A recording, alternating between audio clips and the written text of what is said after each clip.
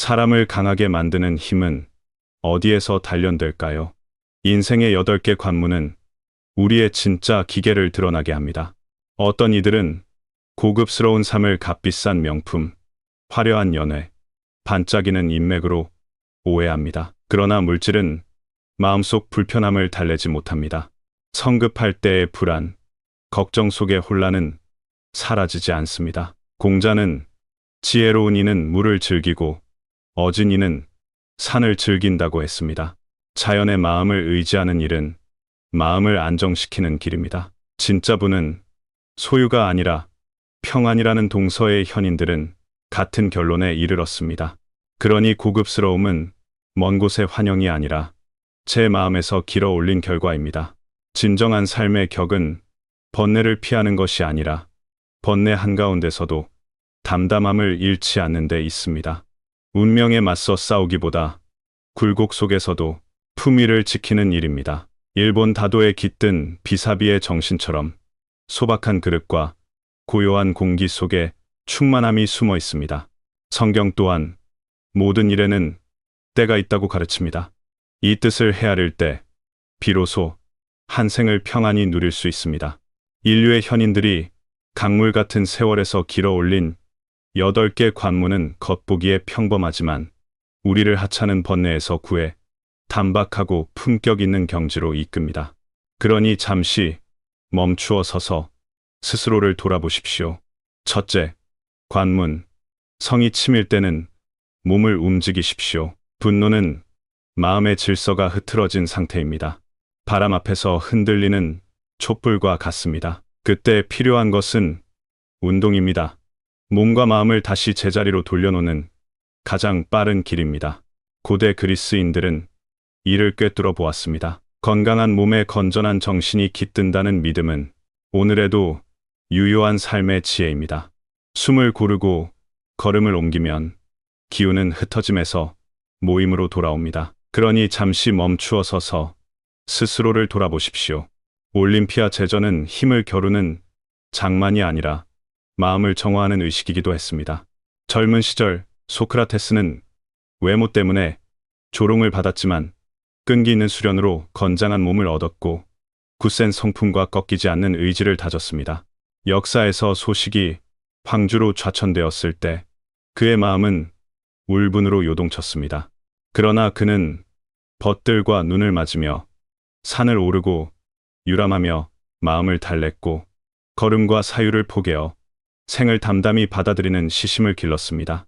몸의 리듬은 마음을 달래는 가장 좋은 진정제입니다. 운동은 건강을 위한 일일 뿐 아니라 수양의 길이기도 합니다.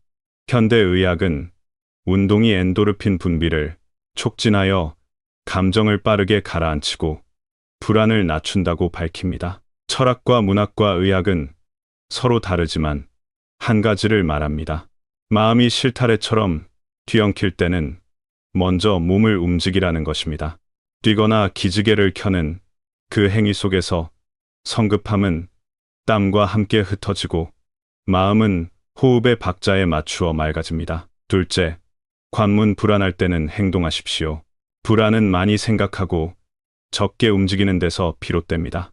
그것은 넝쿨처럼 영혼을 휘감아 스스로 만든 우리의 가두입니다. 이 사슬을 끊는 길은 행동뿐입니다.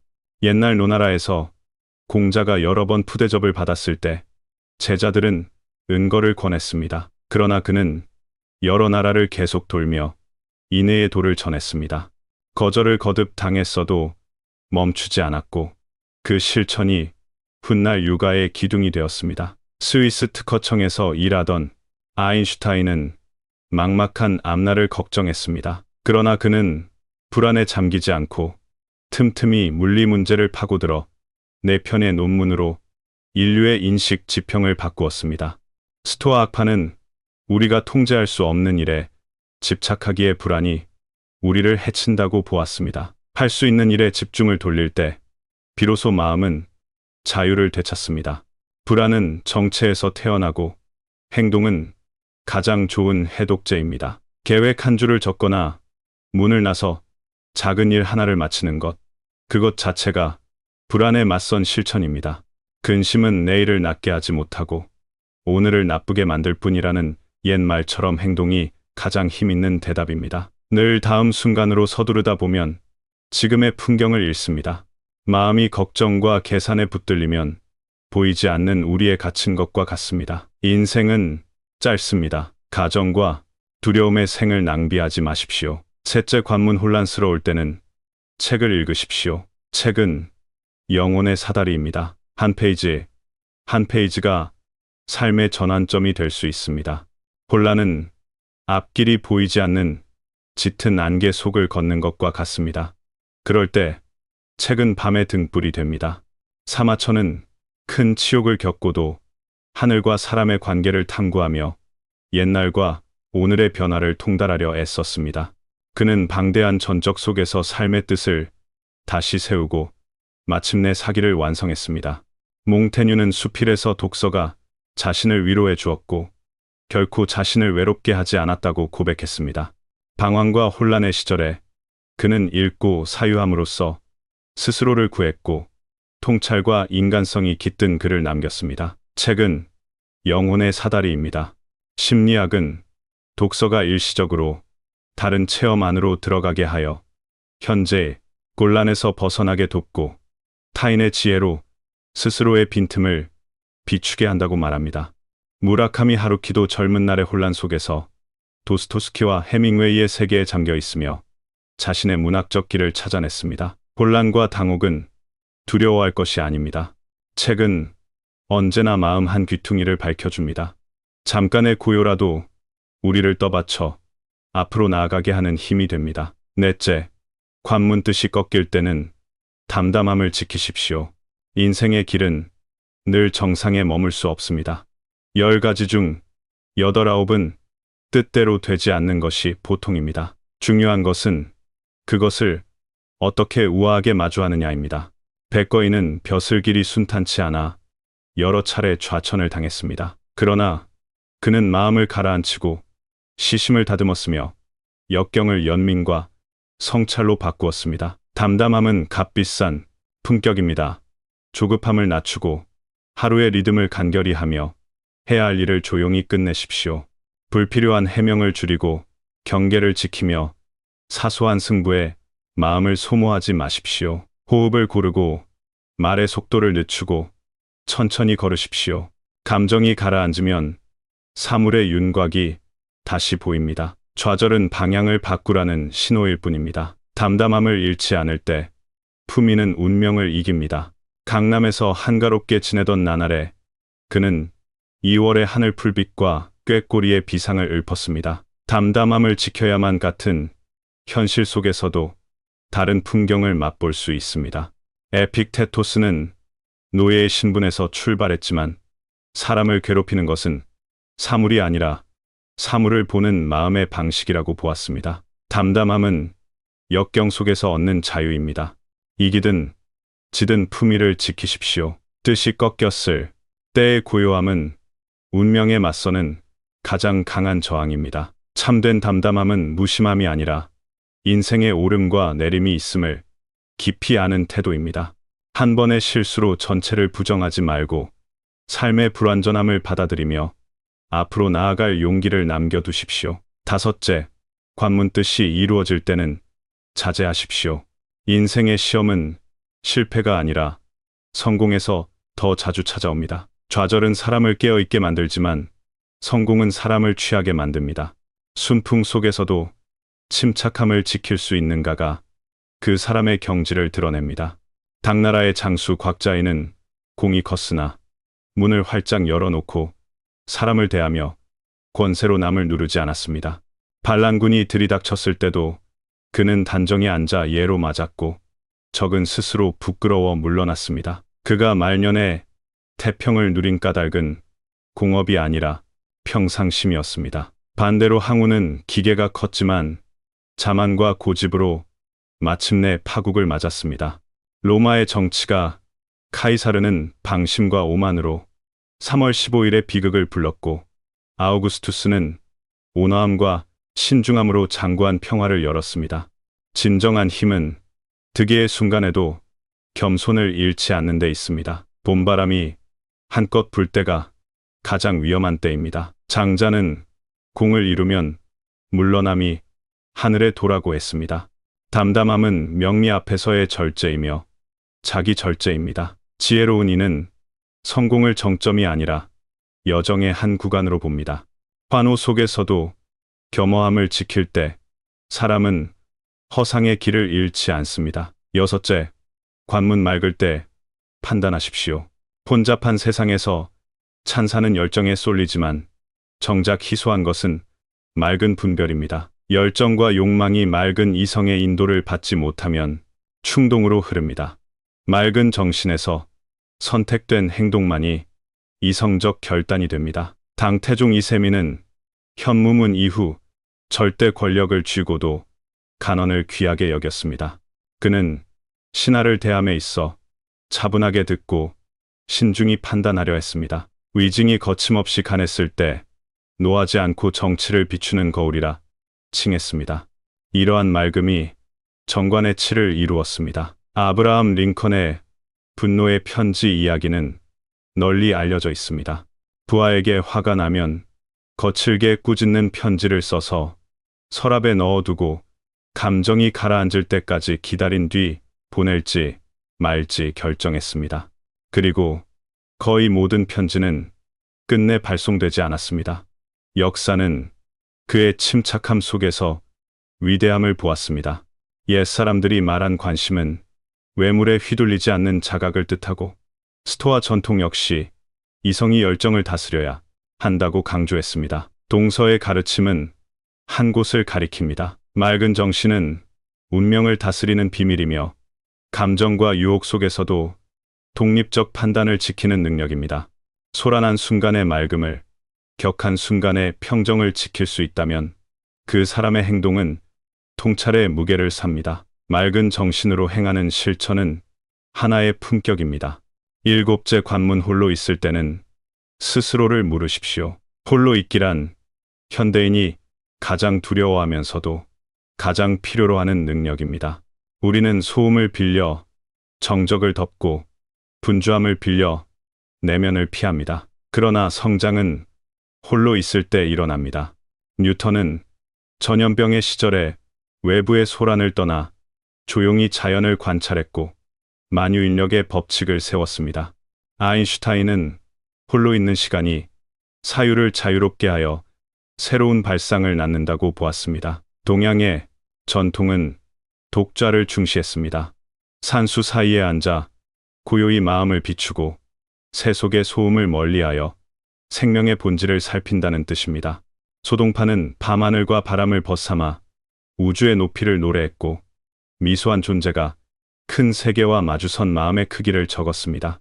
홀로 있음은 내면과의 맑은 연결을 키우고 세계와의 깊은 관계를 길러줍니다. 독일의 사상가들도 고독이 큰 영혼을 기른다고 말했습니다. 이 고독은 도피가 아니라 자기와의 화해이며 세계와의 대화입니다. 거칠애를 벗고 본질로 돌아가는 길입니다. 참된 나를 마주하기 위해서는 고요한 자리에서 마음을 비추어야 합니다. 야심한 밤, 성 안이 잠든 시간에 가만히 앉아 마음을 관하면 참과 거짓이 스스로 드러납니다. 혼자 앉아 고요히 들여다보면 잡념과 사사로운 생각이 스며들다 사라지고 남는 것은 본래의 바탕입니다. 그때 우리는 생명의 뜻을 다시 깨닫습니다. 세상은 늘 시끄럽고 마음은 쉽게 흐트러집니다. 그러나 홀로 사유하는 시간 속에서 잊고 지낸 것들이 다시 떠오릅니다. 번뜩이는 말재간과 욕망은 가라앉고 본심이 드러납니다. 삶의 곡절에 대한 불평과 분노, 성취에 대한 자만, 궁핍에 대한 낙담까지도 고요 속에서 빛을 잃습니다. 자신을 묻는 순간 우리는 당사자의 장막을 벗어나 사태를 맑게 봅니다. 조금 더 자기를 성찰할수록 조금 더 자기를 압니다. 잠시 더 사유할수록 마음은 더 맑아집니다. 밤은 잠만을 위한 시간이 아닙니다. 많은 꽃이 어둠 속에서 피고 지듯 많은 이가 어둠 속에서 깨어나 다시 태어납니다. 홀로 있지 못하는 이는 바깥의 소음 속을 떠돕니다. 홀로 있음을 누리는 이는 내면의 풍요를 소유합니다. 고요, 속, 사유는 인생에서 가장 수익이 큰 투자입니다. 그러니 잠시 멈추어 서서 스스로를 돌아보십시오. 여덟째 관문 한가할 때는 에너지를 축적하십시오. 한가함은 생명에 주어진 시험입니다. 어떤 이는 한가함 속 향락에 빠져 세월에 달아갑니다. 어떤 이는 조용히 축적하여 때가 오면 남을 놀라게 합니다. 르네상스의 한 거장은 강가의 물결을 오래 바라보고 숲이 새를 오래 관찰했습니다. 제자는 일에 힘쓰지 않는다며 불평했지만 바로 그 무심한 순간들이 기계와 비행에 관한 영감을 키웠습니다. 지혜로운 이는 때를 기다리며 힘을 모읍니다. 한가함은 창작과 창조의 근원입니다. 청나라의 한 명신 역시 이 이치를 알았습니다. 그는 한가할 때 연애에 빠지지 않고 조용히 앉아 책을 읽고 서법을 익히며 일기를 쓰고 자기를 성찰했습니다. 규율 있는 축적은 여러 차례 무너지는 국면 속에서도 다시 일어설 힘이 되었습니다. 오늘의 여백은 내일의 도약을 위해 준비된 땅입니다. 그러니 잠시 멈추어 서서 스스로를 돌아보십시오. 군사와 정치가 어지러운 때일수록 한가할 때는 긴장을, 바쁠 때는 여유를 지키라 했습니다. 하늘과 땅은 고요해 보이지만 음양이 가득 차 쉼 없이 움직입니다. 해와 달은 밤낮으로 운행하되 그 빛은 예나 이제나 변하지 않습니다. 군자는 한가할 때 위기감을 품고 바쁠 때 태어남을 누립니다. 한가할 때의 긴장감은 에너지를 축적하는 최고의 모습입니다. 여기서의 긴장은 이를 억지로 찾아 헤매는 조바심이 아니라 스스로를 완성하려는 내적 긴박함입니다. 지식을 쌓고 책을 읽고 이치를 살피며 몸을 단련하고 기운을 기르고 덕을 쌓고 스스로를 살피며 바른 일을 실천하고 좌선과 마음관으로 내면을 깊고 강하게 하는 일입니다. 이 축적은 천지의 음양처럼 겉으로 드러나지 않지만 끝없는 내적 힘의 근원이 됩니다. 겨울의 나무는 멈춘 듯 보이나 땅속 뿌리는 조용히 양분을 모아 봄의 새싹을 준비합니다. 한가할 때 긴장하라가 곧 한가할 때 축적하라입니다. 그러니 잠시 멈추어 서서 스스로를 돌아보십시오. 현대 심리학은 깊은 이완을 말하며 한가함을 낭비가 아니라 마음과 몸을 충전하는 시간으로 봅니다. 악기를 가만히 다루고 고전을 곰곰이 읽고 자연 속으로 걸어 들어가는 일은 정신을 다시 충만하게 합니다. 진정한 고수는 한가함을 공백이 아니라 부화의 시기로 압니다. 활시위를 끝까지 당기기 전의 순간처럼 고요 속 축적은 훗날 놀라운 비상으로 이어집니다. 수준 높은 삶이란 번뇌를 바르게 앉히고 운동으로 몸을 세우고 행동으로 불안을 걷어내고 독서로 혼란을 비추고 담담함으로 실패를 녹이고 평정으로 성공을 다스리고 홀로 있음으로 깊이를 기르고 축적으로 내일을 여는 일입니다. 이 여덟 길은 평범해 보이지만 시대와 문화를 넘어선 공동의 지혜입니다. 운명의 풍랑 속에서 우리를 단단하고 우아하게 붙드는 8개의 K입니다. 하늘은 흔적을 남기지 않지만 우리는 날아갑니다. 삶의 뜻은 번뇌의 부재가 아니라 번뇌를 우아하게 넘어서는 데 있습니다. 높은 삶은 바깥의 쌓임이 아니라 안쪽의 충만입니다. 이 길들을 스스로의 주제로 다룰 때 우리는 삶의 노예가 아니라 생명의 주인이 됩니다. 그러니 잠시 멈추어 서서 스스로를 돌아보십시오.